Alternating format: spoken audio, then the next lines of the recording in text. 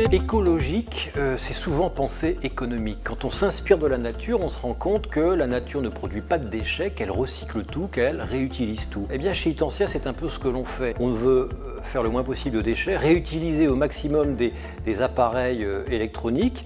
Et ça, c'est une démarche qui est née dans l'esprit de son fondateur, lequel est un naturaliste qui a passé beaucoup de temps à observer les animaux. C'est un amoureux de la nature, un amoureux de l'Afrique de l'Est en particulier, un amoureux des oiseaux. Il a même fait de son site une réserve pour la Ligue de protection des oiseaux et il a acheté des terres autour de son site d'implantation pour qu'un agriculteur bio puisse fournir à la demande des paniers bio à ses employés. C'est une démarche cohérente d'écologie industrielle qui était une démarche théorique quand moi j'étais en fac et qui aujourd'hui est une démarche qui a fait d'Itantia un géant international de la récupération, du réusage, de la réutilisation d'objets électroniques en s'inspirant de la nature.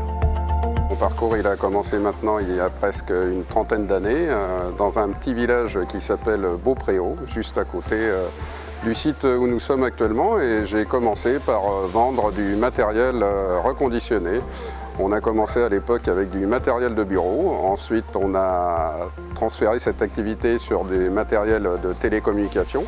Ce que vous voyez derrière nous pour arriver aujourd'hui à des matériels extrêmement technologiques comme des lasers, des douchettes, tous les produits de télécommunication. Par rapport à son environnement économique, la société est particulière parce qu'autour de ce développement durable qui était le reconditionnement et la réparation des produits technologiques, on est les seuls en Europe à offrir une offre complète qui va de la vente du produit de télécommunication à sa réparation et ensuite à sa revente éventuellement en matériel éco-recyclé. Aujourd'hui, business et écologique ne vont pas forcément de pair dans tous les domaines.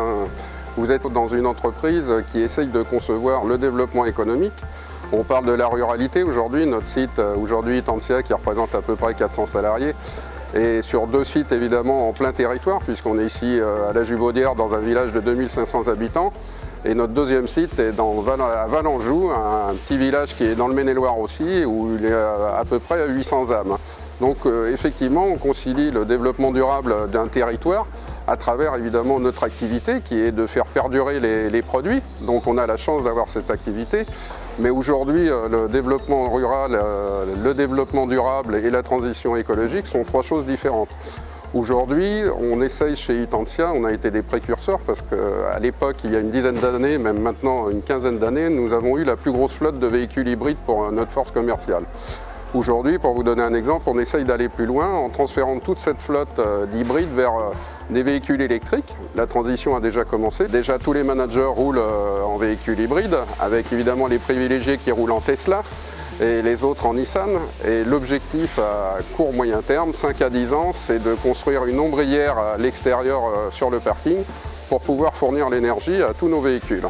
Donc on peut en tant qu'entreprise, effectivement, sortir de son domaine d'activité pour faciliter cette transition écologique, créer du business sur une localité comme la Jubaudière, puisque nous allons produire notre propre énergie. Nous allons bien évidemment installer des panneaux photovoltaïques qui vont créer de la maintenance pour les acteurs locaux. Donc oui, l'entreprise aujourd'hui peut s'inscrire dans un changement de transition écologique et elle peut sortir de son domaine d'activité pour y participer. Sur le site où nous sommes aujourd'hui, à la Jubaudière, nous avons 2100 m² de panneaux photovoltaïques qui produisent à peu près ce que nous consommons. J'essaye effectivement d'impulser à Itantia une vraie notion de l'écologie et puis une vraie notion de la survie, je pense, de l'humanité à court ou moyen terme. Moi, j'ai imposé les véhicules hybrides, je vais imposer les véhicules électriques en expliquant le pourquoi, en essayant de motiver, de faire adhérer mes collaborateurs. Donc oui, le chef d'entreprise et l'entreprise aujourd'hui ont un vrai rôle éducatif et ont leur mot à dire dans le développement durable.